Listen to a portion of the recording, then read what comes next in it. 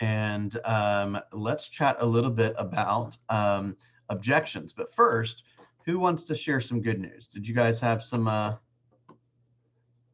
just lost her. Marquis, anything happen of note? Hang on, let me let Heather back in. How's the last couple days been for you? It's been good. Cool. I've been Anything following up super on my exciting? I've been following up on my listings that I'm gonna take. He has some tenants moving out on the 30th. So followed up with him over the weekend. He said he's flying in town on Tuesday. So hopefully we'll meet up and I'll get the contract signed for a listing. And I potentially have 2 buyers who gonna sign a buyer brokerage agreement. So it's Cool. exciting. Cool. I think we talked a little bit about trying to make sure that happens before the end of the month, right? Correct. Mm-hmm. All right, beautiful. Good morning, Donna. How are you? Good morning, Bill. I'm doing well. Thank you. Awesome, awesome. Okay, so anyone else want to share any awesome news over the weekend? Donna, you had some success with door knocking, right? Yeah, we had a great weekend. We door knocked on Saturday in Jackson's Creek for Drew's open house on Sunday, and in Pine Valley for my open house on Sunday. I had a great turnout at my open house. I had probably over 20 parties come through. Wow. I think only 5 of them were represented. Some of them were neighbors because I'd sent it, door knocked and gave out invitations. But there were probably Neighbors at are least fine. Yeah. Sometimes people get frustrated. Oh, it's just the neighbors that came. You just No. showed them that you have opportunity and that you're taking advantage of it, right? You're showing them, you're auditioning for the opportunity to help them in the future. I was very excited to have neighbors come by. So it means that they were open to my invitation, number one, and they were curious about what's going on in the neighborhood, which means I have a future opportunity. So Love that. Love that. It was great. It was successful.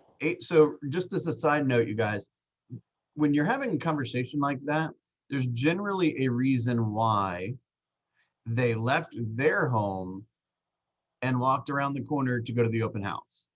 They're either curious about what the person did, updates or renovations or something like that. They're almost certainly curious about values. And what they're doing is they're telling you potentially that they don't have an agent, right? Because if they had an agent, they just call the agent. They'd go look at the home whenever they felt like it, right? Or they would have seen what they needed to see by the pictures online or something. So the second they walk in your door at the open house, you've got to understand, you got to understand that there's an opening for you. Make sense? Michael, how are things with your listing?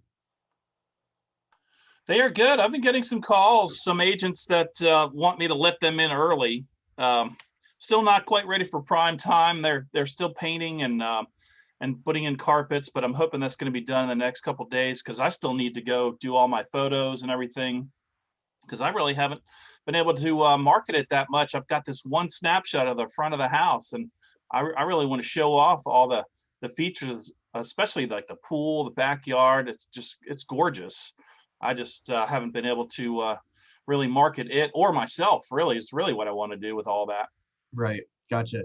Yeah, that's kind of that in between time of coming soon. It can be a little. Yeah. I did get one guy calling me, and he wants help finding a house in that area. He's actually left town. He's going to be out of the country until probably like a couple days after I know this house is going to be under contract.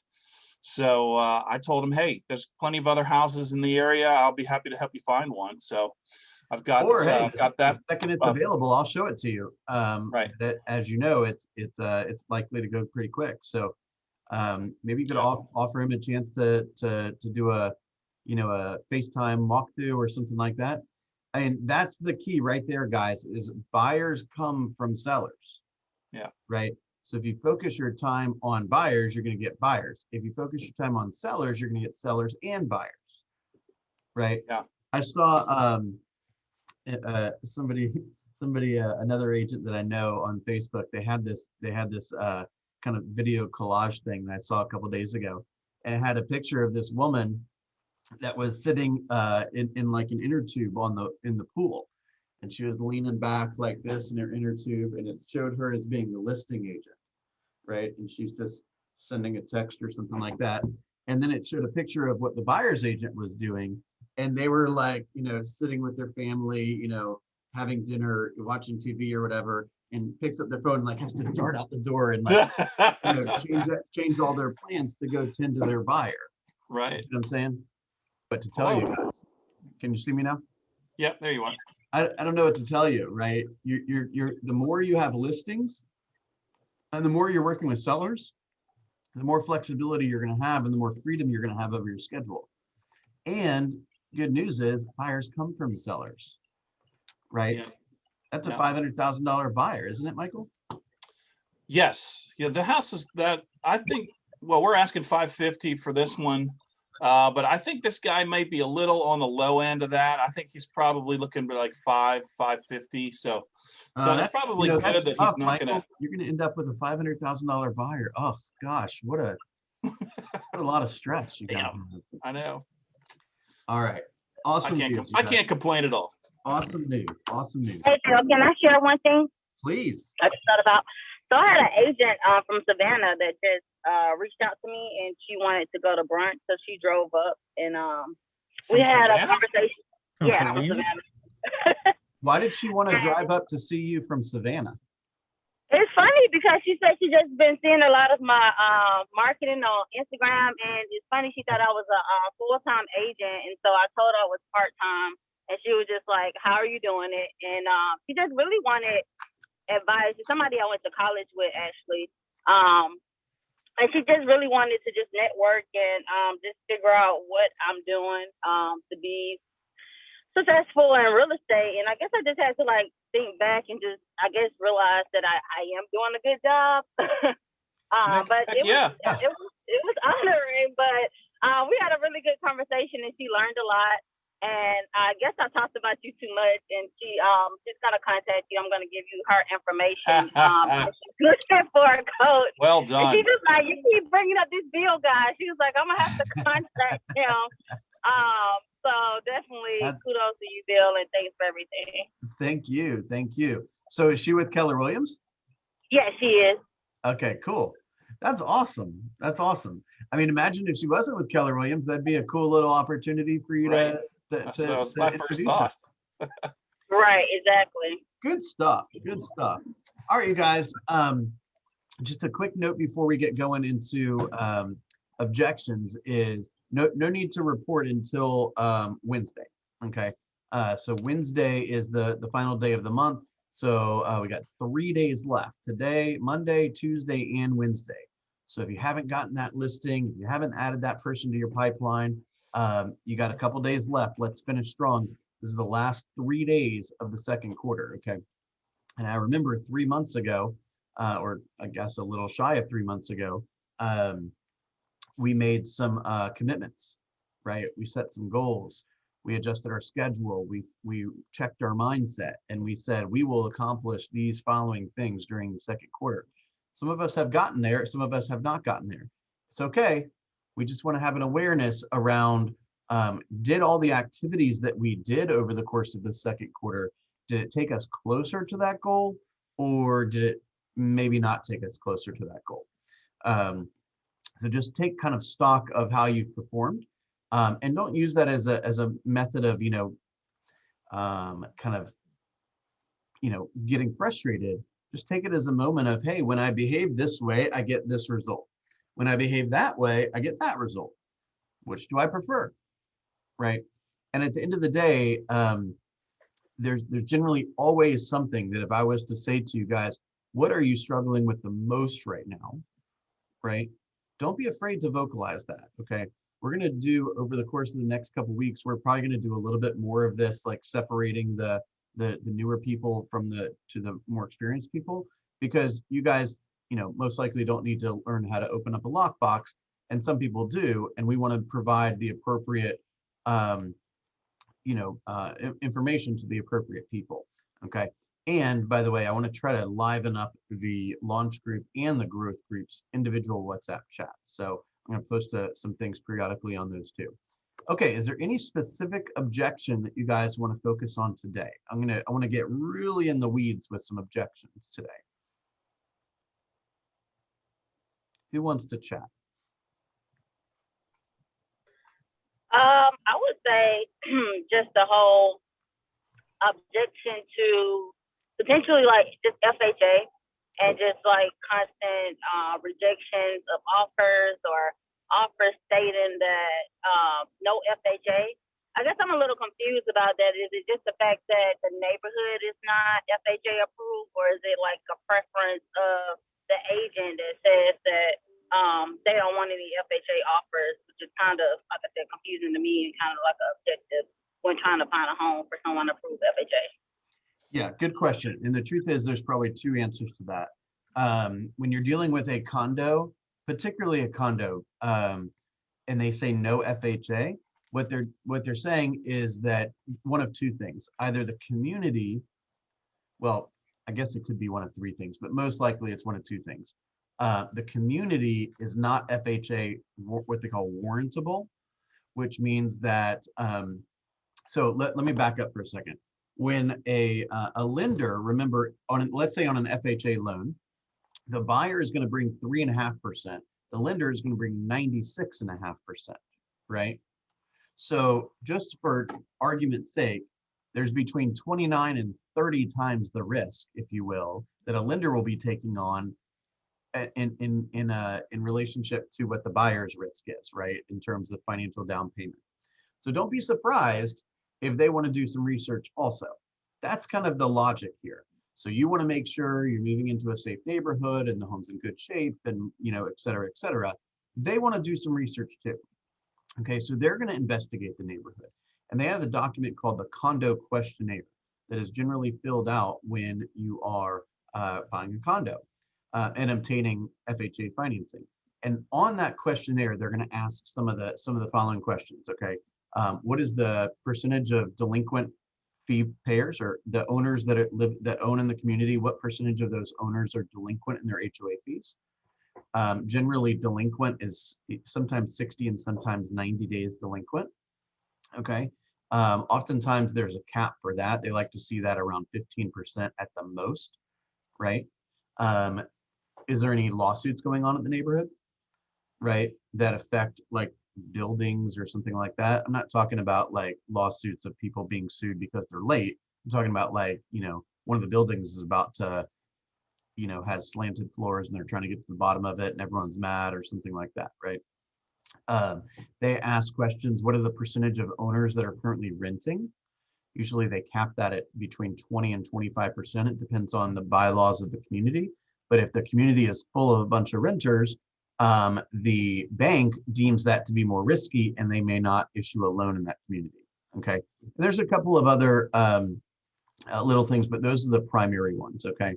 So if a condo community says no FHA, it's generally because they're not warrantable, meaning they're not going to loan in that community.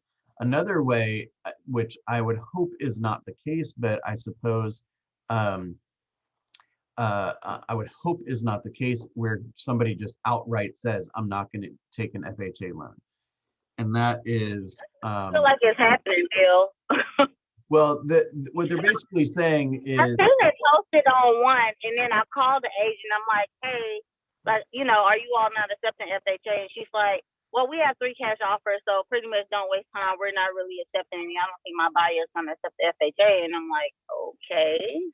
I got to But tell you, every listing that I'm looking at for a townhome says not accepting FHA not approved. And I'm just like, I just don't know what to do. well, those are two different things now. So if it's not FHA approved, then it falls into what I just said. Or in Right. order for it to be FHA approved, it takes money, and some communities don't want to pay the money to get the approval.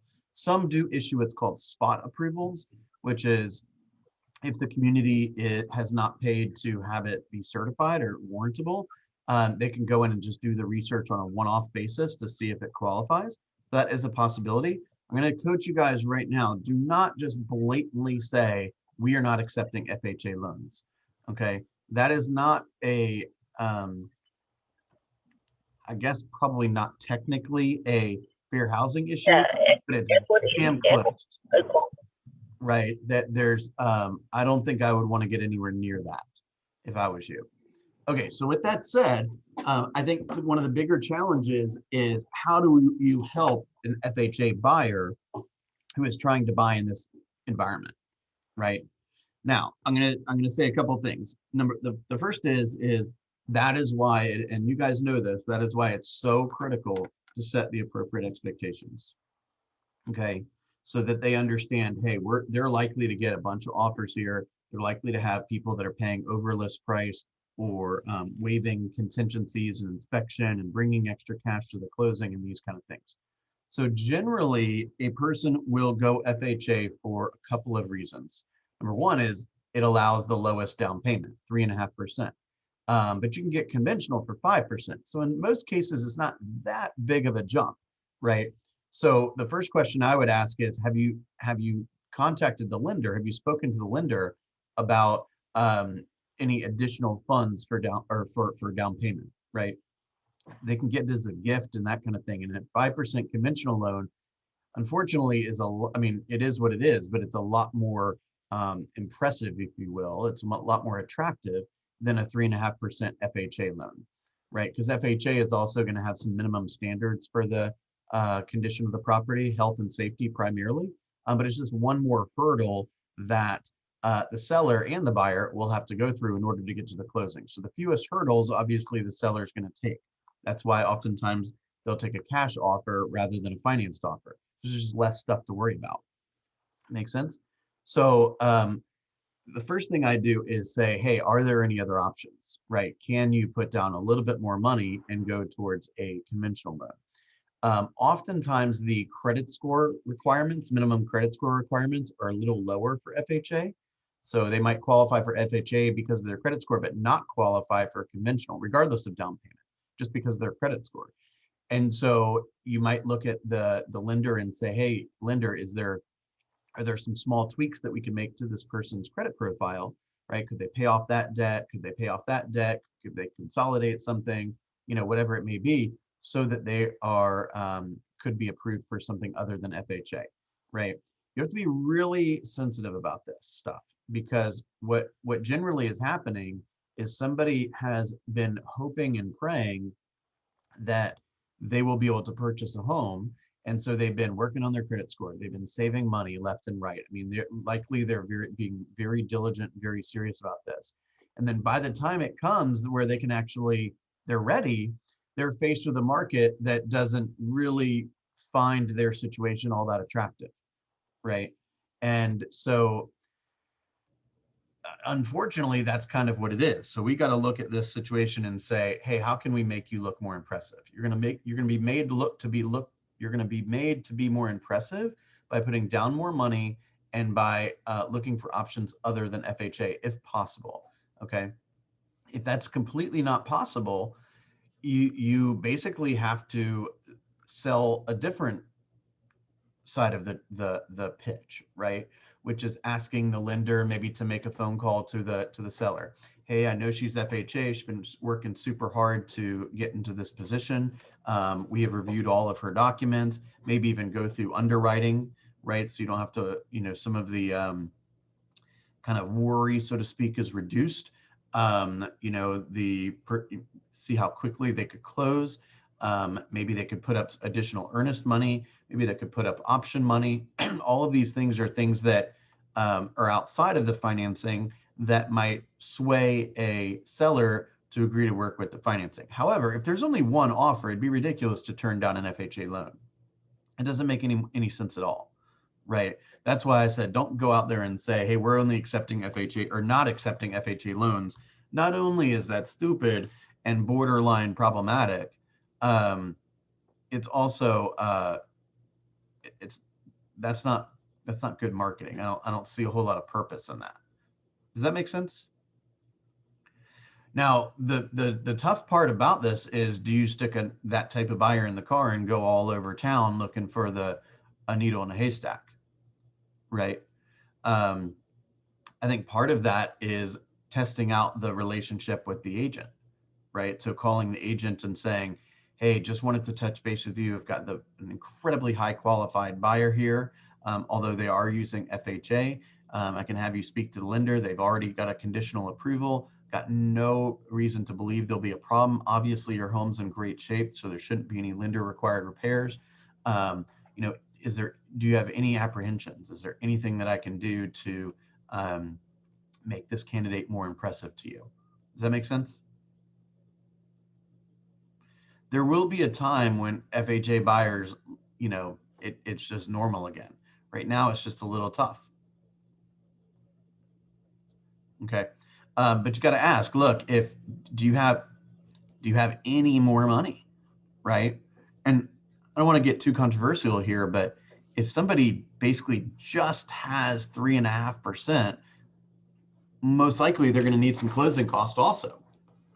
Right. And it's going to be tough to get closing costs in this market as well.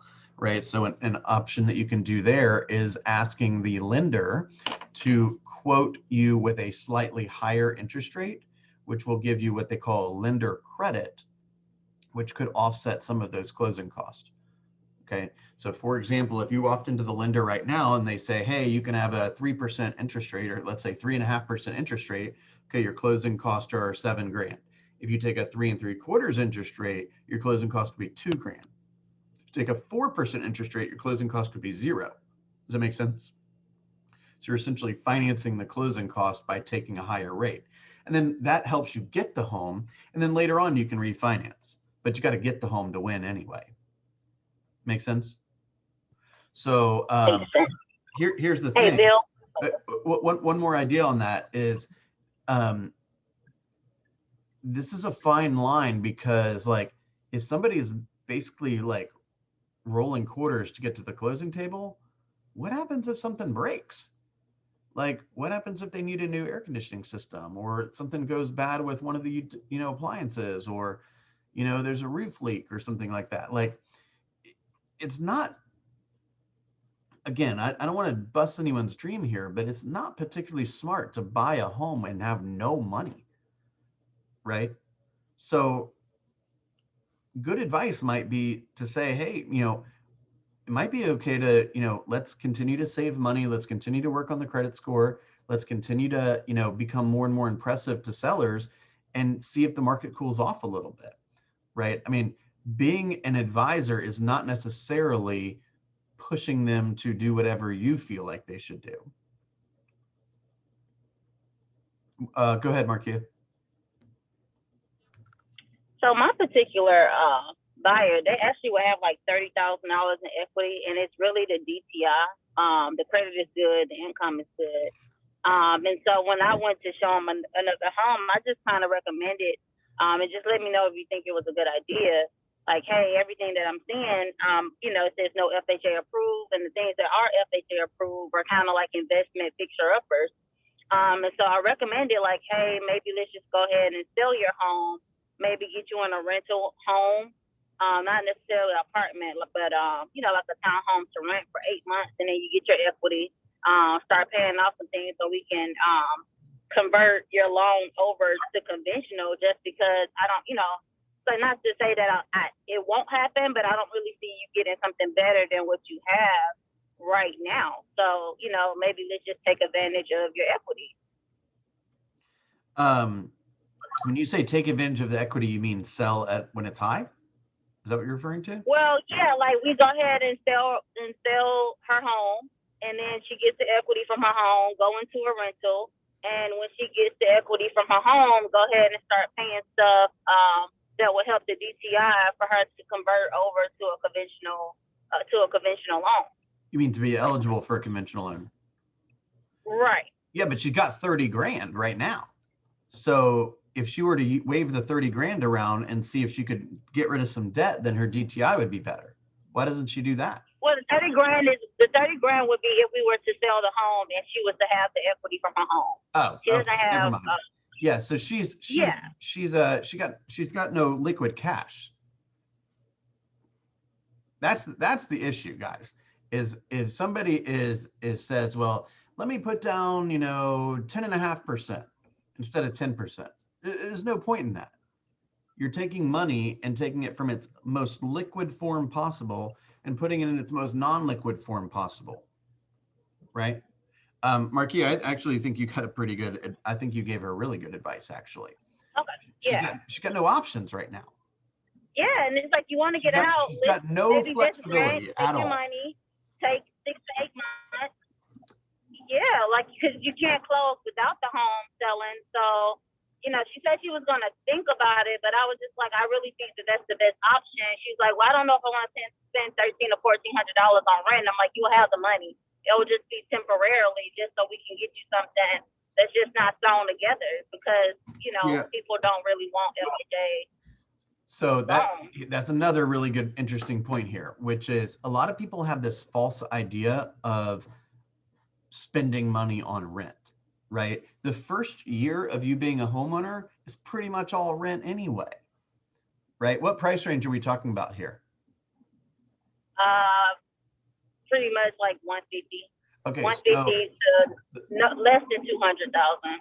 Okay, so the first month of that homeowner, if she were to be a homeowner with a new loan in that price range, she's going to have somewhere around $150 to $200 a month of her payment is going to go towards principal. So in the course of, let's just call it 8 months, she's probably going to barely spend she would have reduced her balance of her loan by about $1,000, maybe $1,500. So she thinks that like the difference between her first year of a mortgage and rent, she views as way more polarizing than mathematically it is. So you might want to show her that. Say, look, if you were to buy immediately, a year later, this is how much money you've paid off of your mortgage, your principal reduction. That's one option. Your second choice is to rent. And of course, you won't pay anything off of your principal reduction there. But as of this moment, you ain't got any choices. So let's look at all the choices you have, right? So sometimes the prospect is paralyzed because they want to try to make a choice that's actually not possible. So let's just look at what are your possibilities. No, forget about what you want, okay? Let's talk about what is possible, right? You either buy before you sell, or you sell before you buy, or you try to do them at the same time. So let's walk out all 3 scenarios and see what makes the most sense for you. Because your perfect scenario, with all due respect, you can't pull off right now, right? So don't get them spending too much time focused on some idea that's not possible. Let's look right at the facts and say, what is option 1? I'm on your team here. Let's talk through option 1. Let's talk through option 2. Let's talk through option 3, right? And then she or he will self-discover that maybe 1 or 2 of those sound pretty good and maybe 1 or 2 of those sound horrible. Make sense? What she wants is she wants to get out of debt, buy a home that's affordable, and move from one place to another without having to, while taking her FHA loan and beating out all these cash buyers that are buying homes for 200 grand. What she wants has nothing to do with reality. I think you gave her great advice. Good job. I think at the end of the day, I was hoping that wasn't too hard. That's not an objection. That's not an objection, though. I want to make sure we're clear on that idea.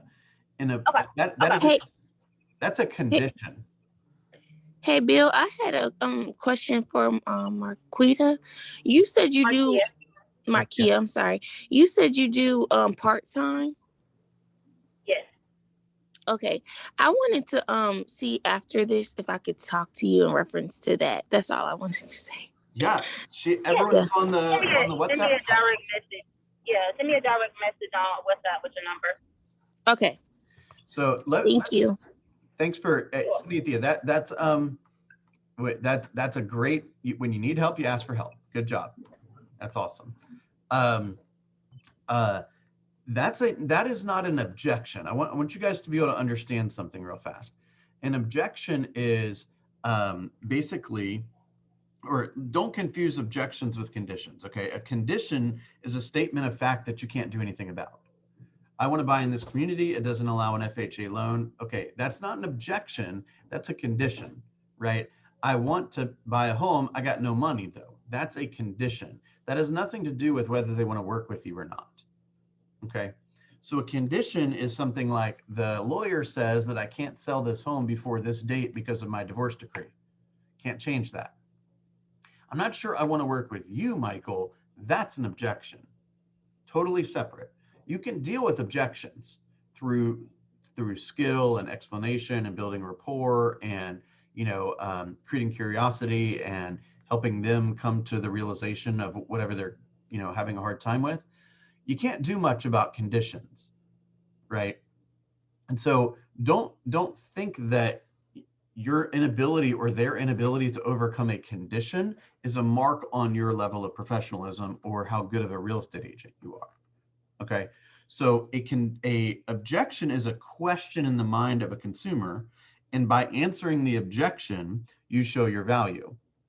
So for example, an objection would be, I don't want to pay you 3% or something like that, right? You just have to have a discussion on why you're worth that, right? And help them understand why it's in their best interest to allow you to be part of the deal and receive the amount of money that you want to receive. You see what I'm saying? I don't want to sell in the summertime because I'm afraid that there's not enough people that are looking in the summertime. That is not a condition. That is an objection. We're going to use our skill to get over that. A condition is an opening for you to put your arm around the prospect and say, hey, let's talk through all these challenges. Okay. Let me bring in my team, my lender, my credit repair person, my, those are generally the people, but let's bring the team together and see if we can improve the DTI. Let's see if debt to income. Let's see if we can improve the down payment opportunities. Do you have any family members that can help with a gift, right? I know everyone doesn't have access to that kind of stuff, but at least we can ask, right? Does that make sense, guys? Yeah, it sure does. Hey, it might be good for the group to go over the objection of, hey, you're brand new. Why do I want to use you? Why won't I just use somebody that's sold 1,000 houses already? I gotta be honest with you. I don't think you're going to get that often. I'm not afraid to. I'm happy to go over it with you, but I don't want you going into the presentation thinking you're going to get that every time. You're not. Okay. The reason why you're not is because you're supposed to practice, right? Objections come when they see little value or when the value is fuzzy, right? So if you stumble all over yourself during the presentation, if they ask you questions about the community and you don't answer in a kind of a positive, confident way, right? If you can't figure out the paperwork, if you can't explain different phrases in the contract, then they start wondering if you're new. If you were to say to yourself, hey, there's a good chance that one of these days I'm going to work with a buyer, and therefore I better understand the buyer brokerage agreement, the purchase and sale agreement, how to put together an offer, understanding the nuances of all the financing contingencies, understanding the process, like what happens first, what happens next, what happens after that. Let's just assume that that's going to happen, right? You're in the business so that happens. So you can either prepare for it today, or you can wait until the last minute and cause everyone involved stress and probably show the other prospect that you don't really know what you're doing that well. So the more prepared you are and the more confident you are, the less of that you're ever going to get. So I'll tell you right now, I got very little of that, very little of that. So I'm going to encourage you to spend the majority of your time working through these exact presentations, memorizing the questions you should be asking the buyer, practicing showing comps to your role play partner, right? Practicing the way you respond to certain objections, understanding all of your tools, right? Hey, am I Knox certified? Am I Homeward certified? Am I Keller Offers certified? Right? So you know when and where to bring up these other tools so that you can add more value to the prospect. Okay. So generally, I would respond. Michael, ask me that question. Tell me you think I'm. Tell me you think I'm new. So Bill, I think you just had your license for a couple months. So, I think I'd rather use somebody more experienced. Okay. Well, I appreciate you bringing that up, Michael. That's a valid concern. I do want to share with you a couple of things. Would that be okay? Sure. So, one benefit to working with somebody like myself who's new to the business is that I have time for you, right? Busy agents sometimes may not have the ability to respond to your needs quickly, right? We work in a very fast-paced environment right now, and every minute counts. So if you're working with an agent that is, trying to show property to 5 different buyers and it's got 20 different listings, they may not have enough time to react as quickly as you might need to be successful in this marketplace. Could you see that? Yeah. So, Michael, that's one reason. Another, I expected prospects to have this type of concern. And so I wanted to let you know and remind you that I've joined the #1 training organization in the world. That's Keller Williams Realty. I've joined the #1 office in Metro Atlanta for net agent growth. So more people are appreciating the value that our Roswell office brings, and more people are attracted to it and appreciating it, meaning they're staying. I'm also part of a group where I hired a coach, a productivity coaching group, and I work one-on-one with my coach every single week, and really every single morning. And I'll give them your attendance record. It's probably among the best. Okay. Where we're working on all the nuances of helping protect our sellers and our buyers. Every single day, I spend time looking for buyers for my sellers and sellers for my buyers and studying the marketplace so I can be better and better. We have a leadership team and an agent leadership council, and I've got 84 other agents in my small group, my productivity coaching group, in addition to a couple coaches that can help me with anything that I'm curious about or want to double check or triple check. And quite frankly, many of the decisions that we make are going to be made together, right? So we're going to be evaluating the data similarly, right? You're going to see what are the homes that have sold recently, what are the homes that have gone under contract recently, what's available, which one do we prefer, which one do we value, right? But I can promise you, I am going to protect your needs more than anyone else, right? And more often than not, they just want to make sure that you have resources. They don't expect you to know everything in the world. They just want to make sure that you have a team. So you got to let them know you have a team. Okay. Sounds good. But the more important reaction to that is we're making an assumption here, which is that you treat your everyday in real estate like a professional, right? If I were to follow each of you around today, would I know that you have a goal to become a smarter real estate agent today, right? What are you going to pick up today? Are you going to learn a new script today? Are you going to learn a new piece of technology today? Are you going to practice your presentations today? Are you finally going to do the thing that's been on your list forever today, right? Are you watching a command video today? Are you going to look at a couple houses today in an area or a price range that you're not as familiar with, right? So wake up every single day and say, how am I going to get smarter today so that I have more confidence when I sit in front of somebody who might be worried about me, right? Let me ask you, Michael, have you ever, the reason you're bringing that up is, have you had an experience with an agent that was relatively new that wasn't so impressive with you, or is there anything that's prompting that concern? No, I like to work with people that, know what they're doing. Great. I know what I'm doing. Sign here. Do you see what I'm saying? Yeah, it's good. I mean, look, there's some of us that look, I mean, we are the age we are, right? Like if I look a certain way, it doesn't mean that I'm inexperienced. And if I look a certain way, it doesn't mean that I'm experienced. They're looking at the way you carry yourself, right? The way you speak, the way you, and I don't mean like your accent or anything. I'm talking about how polished you appear, right? How professional you appear, from the way you dress to the way you speak, right? We're learning language patterns, so we understand, the pace at which to talk, when to pause, how long to pause for, when to do an upswing, when to do a downswing, right? We are learning every single day. So let me ask you, have you committed to learning every single day? right? Because this is a skill-based market. Skill-based market. Okay, 3-4 years ago, you didn't have to have that many skills. Today, you better have the skills or they're gonna hire somebody else. Serious. Serious as I can get. Make sense? Yeah, Is that fair? absolutely. So does anyone else have any follow-up around that? Anyone?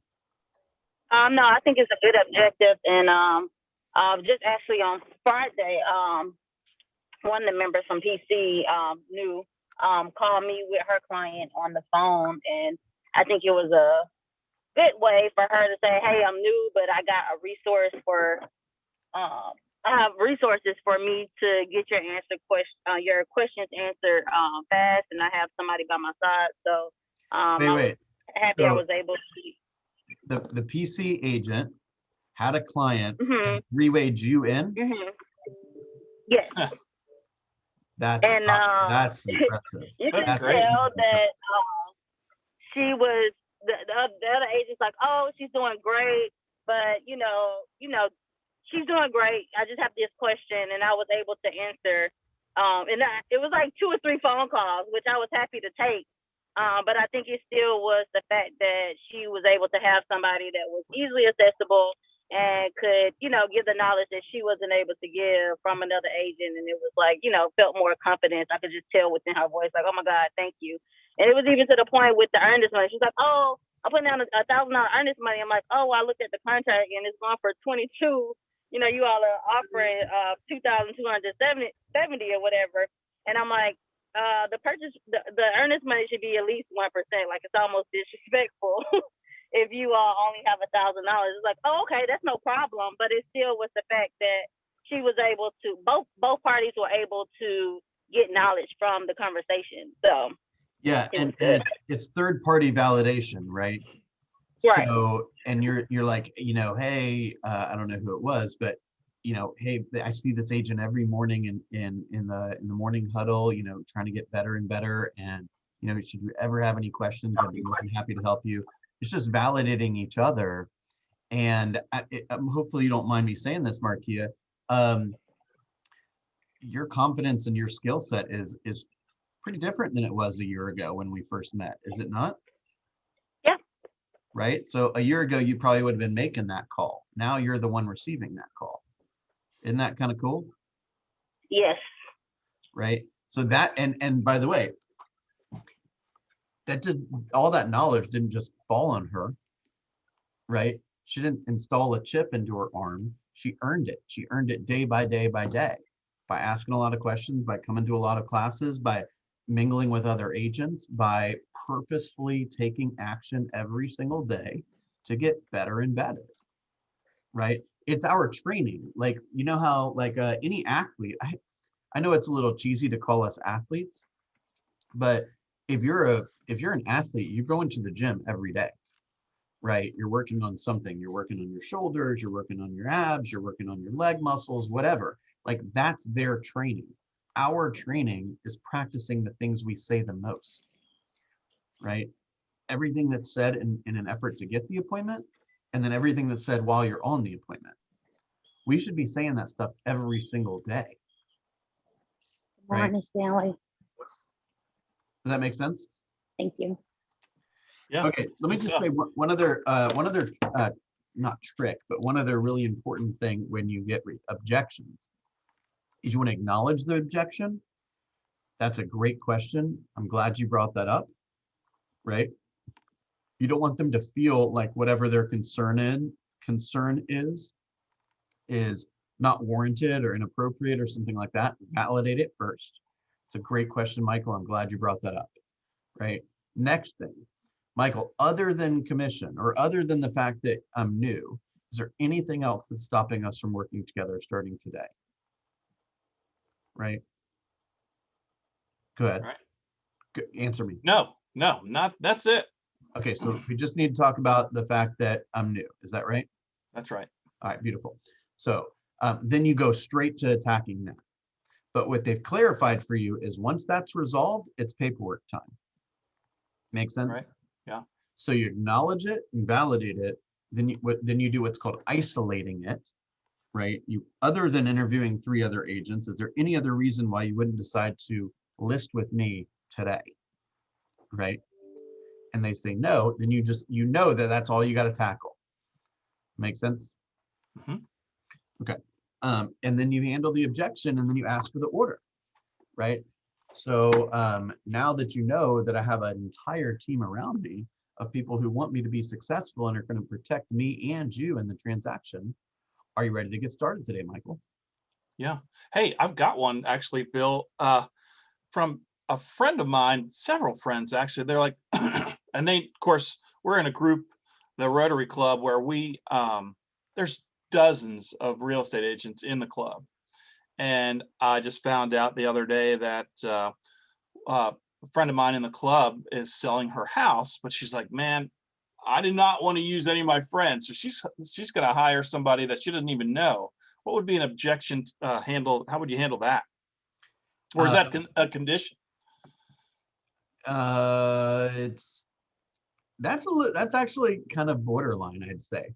So I got a couple things popped into my mind. Number one is, you know, whenever you have an opportunity like that, you can say something to the effect of, you know, what is most important to you when you hire an agent, right? Is there anything that you're particularly concerned about when hiring an agent, right? So, because most of the time when somebody says that, somebody says what you just said, then our natural instinct is to start selling ourselves, right? So they voice a concern and you start vomiting yourself on them. Right. That's exactly the opposite of what we should do. What we should do is they say they're concerned and you show additional concern about it, right? Tell me a little bit about what you're looking for. Is there anything unusual that you're looking for in an agent?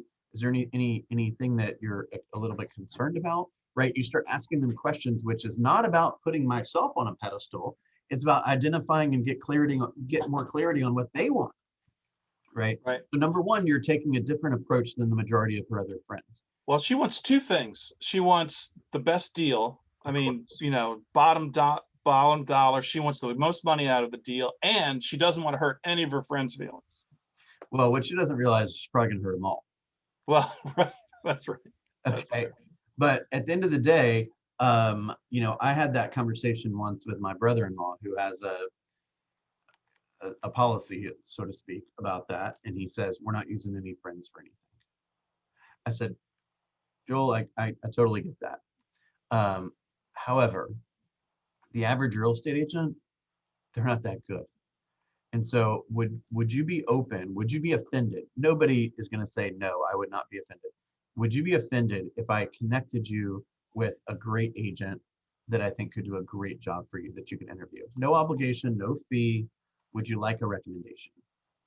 That's exactly what I did. Actually, I gave her Heather Hare's name and number. Yeah, exactly. And then Heather will give you a referral fee. Heather will take care of them.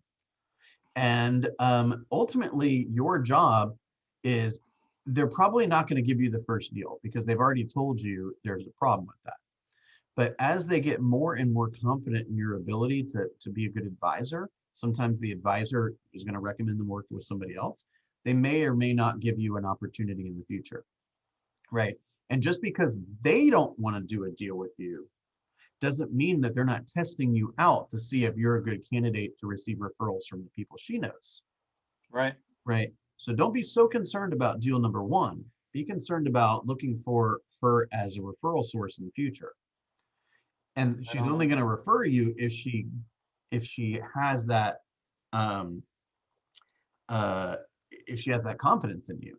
So how do you build the confidence? You build the confidence by being asking great questions, by being patient, by not vomiting yourself all over her and instead asking her about her needs. Right. You see what I'm saying? So I've gotten referrals from the people who don't want to work with me for whatever reason they have. But ultimately they know people that are going to move too. So don't get like defensive or pissed that they don't give you the piece of business. Right? Does that make sense? Mm-hmm. I actually referred actually the woman who I ended up representing on the transaction where I met Megan Dwyer, who ultimately brought me to KW. I helped that woman sell that home, and then she moved out to like out in the boonies somewhere, and I referred her to another agent because I don't know that area very well. And the agent that helped her buy, they hired again to help her sell. She's not doing that great of a job. My client's pretty upset right now, and so they called me to ask for advice. And I might be helping her find a different referral agent. You see what I'm saying? So she didn't use me, and she's moving to Virginia. She's going to allow me to give her a referral up there. But sometimes helping somebody is not convincing them to work with you. Sometimes it's just listening to what the good and the bad of what they have to say. And I got to tell you, I got a bunch of friends who I wouldn't want to work with. Right. Right. I love my mother and father-in-law, but I referred my father-in-law to Pam, and I referred my mother-in-law to somebody outside of Keller Williams completely. Wow. Okay. So there's plenty of transactions out there, guys. You shouldn't have to work with somebody you don't want to work with. Make sense? Yeah. All right. Was this fun? This is good. Okay. Appreciate it. Very helpful. Y'all have a great day. I'm going to give everyone an assignment for today. Okay. You guys want a quick assignment? It's super easy. I'll do it. Today, your job is to find one person minimum who wants to buy or sell real estate in the next 12 months. And once you get it, I want you to post it on your respective chat. Say, I added somebody to my pipeline today, and this is how I did it.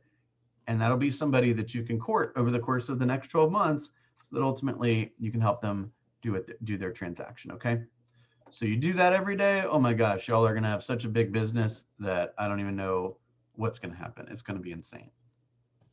Y'all have a great day. Thank you. Thanks, Bill. Hey, you too. Thank you.